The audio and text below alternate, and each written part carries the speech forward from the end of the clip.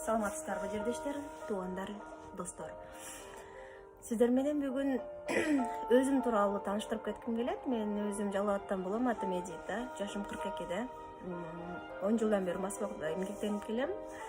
Акыркы эле 3 жылдык өзүм башыма өткөн окуяларды айтып берсем сиздерге, менин жашоомдо кандай өзгөрүүлөр болду, анан ошол өзгөрүүлөргө кантип жеттим. Акыр чейин күнүмдүк өзүмүн билген турмушумда эле жашап келгенмин. Ошол чийиктен чыкпастан эле. Анан гендерди кескен жокчулуктун айынан жумуш издеп, жумуш орундарынын жоктугунун, ушул акчанын тартыштыгын айынан Москва шаарына келгем 10 жыл мурун. Келип, анан Москва шаарында ошол жолдошум, биринчи жолдошуман бир уулум бар эле.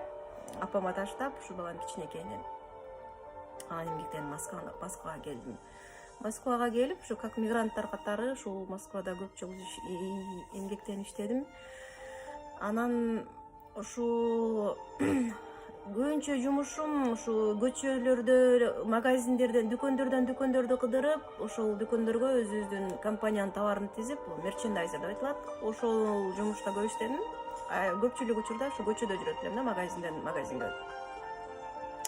Анан ушул магазиндерге де көчөдө жүргөнүмдө, ошол көчөдөн ЗАГС машиналарды көрүп калчумун, тойлорду көп көрүп калчумун. Анан өзүмчө ойлочумун, Кудайым, ушуларга окшоп деле бир бактылуу болуп, байлык эмес, бактылуу болуп, ушинтип ак көйнөк кийип, ЗАГСтарга ушундай машиналарга отуруп, лимузиндерге отуруп деле ушинтип турмушка чыкпапмын, ушундай бакытка деле мен ээ болбопмун деп гана өкүнүп койчумун. Көрсө ушул өкүнгөндө да жүрөктөн өкүнгөн экенмин. Анан ошондон дагы жүрөктө ушунчалык ишенич, сезим бар болчу, ушунчалык ишенет элем. Бирок бир күн болуш керек деп Кудайдан суранат элем. Суранганда деле мындай эле жолдо кетип атып эле Кудайым бакыт бер деп коюп эле. Анан чын жүрөктөн бир берилип деле сурабапмын да. Азыр ойлосом, Кудайым сураганын бардыгын берет экен. Эмне Кудайдан сурасаң, ошолордун бардыгын берет экен. Ошону туура сураанын жолун үйрөнүшүбүз керек экен. Анан ошентип кейип коюп эле жүрчүмүн. Кудайдан анда-санда сурайт элем, сурабаса жок. Анан эле баягы эле эртең менен жумушка бармай, баягы эле чарчап келмей, анан айлык алмай, анан Кыргызстанга салып коюп эле, калган бир аз тыйын алып калып эле ушул кийинки айлыкка жете турганга жашаганга. Ошентип эле ошол эле окшош турмуштарда эле жашап жүрдүм да. Анан бир арадан 1-2 жыл өтпөй эле ошондо кандай деле бир жолдон эле жолугушуп, ушу болочоктуу жолдошум менен таанышып калып, ошол жолдошум ак көйнөк кийгизип, ушу лимузиндерге отуруп, сен кандай каалагандай той кылам деп, ошондой той менен мени алды. Ошондо бир таң калдым, ой тооба, бир кезде ушинтип өкүнүп койдум эле, ошол нерсе болуп калды да деп деле дагы деле маани бербедим. Анан экинчи менин Кудайга болгон суроом, каалоом, ушул чоң уулуму апама таштап, ошо баланын мээримин деле көрбөй калдым, ошо балага мээрим деле бербей калдым да. Алыста болуп калдык да, ушул акча салганым эле болбосо, анда-санда жылына 1-2 жолу бир отпуска алып барганым эле болбосо, анда деле 1-2 жумага барып эле кайра шашылып эле келе берем. Ошентип балама болгон мээримим ушунчалык күчөп, ушунчалык бир арман кылдым. Анан жолдошуман деле балалуу болбодук да. Анан ошондо бир өкүндүм. Мен ушинтип эне болуп, эне мээрим берип бала чоңойтконго мага Кудайым ушул нерсени ыра көрбөдү депчи тооба кылдым. Анан ошентсем эле жашым 38 жашка келгенде көрүнбөгөн доктор калбады. Даже Кыргызстанга да барып көрүнүп көрдүм. Москванын өзүндө да көрүндүм. Эч кандай бир жок, оору деле жок, бир кандай бөгөт деле жок. Эмне үчүн балалуу болбойсуң? Таң калам деле, барып ушинтип эле балалуу болгонум да. Анан ушу 38 жашымда Кудайым мага экинчи жолу эне болуу таттыктуу статусту берди. Кудайдан болуп мен балалуу болдум. Кудайдан бала сурай берип турам, баланын бактысын, баланын ден соолугун сурабапмын. Бала берсең эле болот деп эле ушундай эле мааниде жүрө берген экенмин да. Анан балам төрөлдү, ушунчалык бир жакшынакай, бир эми бир сонун бала жыты кандай сөз менен деле бере албайсың да, сүрөттөп бере албайсың. Анан ошондо балам парок сердце менен төрөлүп калды. Анан докторлор айтты, азыр алдын ала дарылабасаң, балаң 18 жашка чейин жашаса жашайт, жашабаса жок, кепилдик жок dedi. Анан ушул нерсеге көңүл бура баштадым, ушу балам айыктырышым керек деп бардык нерсени унуттум. Күнү келгенде ата энени да унуттум, ушу балам менен эле болуп калдым да. Балам менен болуп калдым, даже жолдошумду да унутуп калдым. Ушу балам айыктырам деп эле ал доктор, бул доктор, поликлиникага бар эле, анализ тапшыр, аны алып кел, буну алып кел, анан деп эле ушу менен эле кыжалат болуп эле ошо менен жүрө бердим.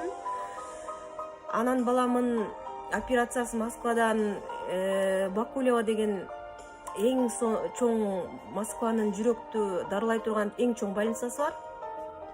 Ошол больницага алып барсам, квота менен, ОМС менен бекер дарылайбыз, бирок баланы союп операция кылабыз деди. Операция кылып жүрөктөгү тешикти жамайбыз деди. Анан Морозовский деген да эң чоң больницасы бар. Морозовскийге да бир барып көрөйүн, Морозовскийге да алып келдим. Балам алып келсе, Морозовский айтты, баланы сойбойбуз деди. Азыр ушул чет мамлекеттен келип аткан стенд коюлат жүрөккө деди. Баланы эч кандай сойбойбуз, кыйынчылык да болбойт. Операция ашып барса 30 мүнөткө созулат. Ушул кан тамыр аркылуу гана, артерия аркылуу гана ошо жүрөккө эме менен алып келип туруп, ошо тешикти жамайт экен да. Бирок бул импортный болгон үчүн деди, кымбат болот. Анан ойлонуп, ушу баламы сойдурбашка аракет кылып, анан ошол баламы ушу Морозовскийден 250 000 акча менен ушу балама Морозовскийден операция кылып айыктырып алдым. Баламын бир эле жүрөгүнөн эле эмес, грыжасы да бар болчу. Анан көзүнөн дагы бир аз оорук кылса, ушул бала ушул 2 жашка чыккычаңды 4 операцияны баштан өткөрдү. Ошол убакта ушу балам жүрөктөн операция болот деп ушуларга даярданып жүгүрүп жүргөн маалда өзүм декретный отпускадамын, балам үйдө отурам. Анан ушу Москвада эл катары эле өзүбүздүн үйүбүз жок, ушул арендага квартирада снимать деп жашачубуз. Кыргыздардын сөзү менен ижарага, баттерде жашачубуз да. Анан ошол ижаранын акчасын, кетирген расходторубузду, тамак ашыбызды, балага кеткен кийим кечебиздин бар жогун ушу жолдошум каржылап, ушу жолдошум айлыкта агылып, ушул бар жокко жолдошум жеткизип жүрдү. Анан бир күндүн ичинде эле балам, бир жактан балам ооруп операция болот деп турат, бир жактан жолдошум рак мозга деп, башынан рак 4-стадия деп диагноз чыгарып берип койду бир күндүн ичинде. Күйөөм дагы, жолдошум дагы мындай болду, ооруну билгенде ушу памяттен кетти, акыл эстен кетип калды. Акыл эстен кетти, скоро чакырсак инсульт окшойт деп эле алып кетишти эле, инсульт эч кандай инсульт жок болуп чыкты. Ушу мээден 4-чү стадиядагы рак деген диагноз менен чыктык. Ошондо өзүңүздөр ойлоп көрүңүздөр, бир күндүн ичинде ушундай сонун жашап аткан бир чоң семья сынды. Ушундай корктум, бирок ойлодум, кантип жашайбыз депчи, кантип жашайбыз? Себеби акылдан да азып калды, эчтекен билбей, эчтекен тааныбай калды, адамдарды тааныбай калды. Мындайда эч жок дегенде сүйлөшүп ооруса дагы, сүйлөшүп турса дагы бир жөнүндө сүйлөшпөй калды. Анан ошондо ушунчалык корктум, өзүм иштебей отурсам, баттерде отурсам, анан бардык кем карчынын бар жогун бир дагы жигин чыгарбай, бар жогун каржылап турган үйүбүздүн эң эмеси, главный адамы ушу акыл эстен жок болуп калды. Докторлорго алып барып көрдүк, апарбаган жер калбады. Бардык айтты, келечегиңер жок. Ашып барса 3-4 ай жашасыңар деди. Биопсия да кылдырдык. лучевой терапияда кылдырдык, бар жоон кылдырдык. Бирок өзүңүздөр ойлосоңуздар, 2 жашка чыга эле кичинекей бала колумда алда Орукжан. Анан акыл эси жок, 4-нчү стадиядагы рак болгон. Жолдошум менен жалгыз калып калдык да. Ошол маалда анан студент болуп окуп жүрчү чоң уулум келди. Ал ошо каникулуна өзүм анын контрагын жылда төлөчүмүн да. Контрагты төлөй албадым. Анан 3 ай каникулда иштеп, өзүм контрагымды өзүм таап келем деп жакшы ой менен келген баламчы. Балам келгенде ушинтип жолдошум менен болуп калды. Анан ошол бала, ошо 18-19 жаштагы бала эле ошол бала чоңоюп кетти. Турмушуң башка түзсө чоңоет экенсиң. Анан Кудайдан үмүт үзбөш керек экен. Бирок мен ошондой үмүтүмдү Кудайдан үзүп коюшка бир аз гана кадамдар калды да. Ушунчалык эмнеге мени унчалык кыйнайсың деп эле көз жашым агызып эле ичкери келип, булардын алдына келип күлөм. Тамак жасап өз алдымча кухняда тияк бакта жүргөндө ыйлайм да, ушундай болуп калды. Анан ушу докторлор айткандай 3 ай деди эле, 3 ай эмес 4 ай жашады. 4 ай жашап жолдошум каза болуп өтүп кете берди. 4 айдын ичинде мурдадан чогултуп бир аз болгон капитал акчаларыбызды, топтогон акчаларыбыздын бардыгын ушу доктурга, ага буга деп чачып, ушу 0 менен жолдошумду узаттык. Анан ойлондум, эми студент балам кайра кетсе, кичинекей балам Орукжан болсо, өзүм жумушка чыгып аткан болсом, кандай болот депчи. Анан ошондо бекер үйдө отурганымда, жөн отурбастан, ушу 0дөн бизнес баштоодо сиздерге ушундай үйрөтүп кетем, Кудай кааласа.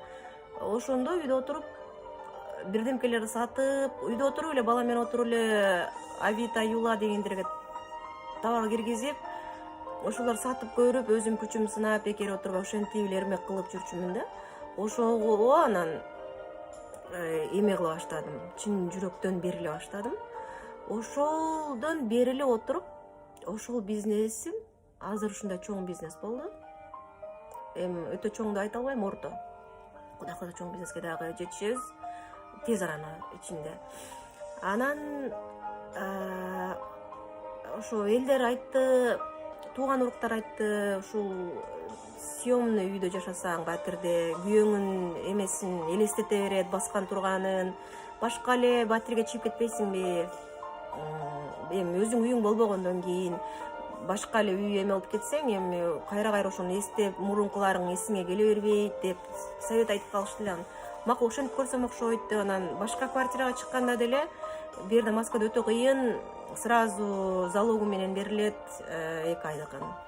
Анан эме берилет, агентство аркылуу тапсаң, агентствого да төлөйсүң. Ошондон арак бирагы, если двухкомнатный квартира снимать этсең, 2 бөлмөлүү, арак бирагы 70-80 миңди беришиң керек да. Анан ойлонуп, кандай кылсам экен деп ойлонуп отуруп, анан кийин ошол өзүбүздөр эле кыргыз жердештер Москвада ипотекага үй алып беребиз, первоначальный взносу жок деп эле ошолордон реклама көрүп калдым. Ошолорго барып эле бир сүйлөшүп көрөйүн деп эле үйдө отуруп, кыжалат болуп отуруп эле балам, чоң балам келип калды эле. Кичинекей балам, чоң балама таштап туруп чыгып кеттим.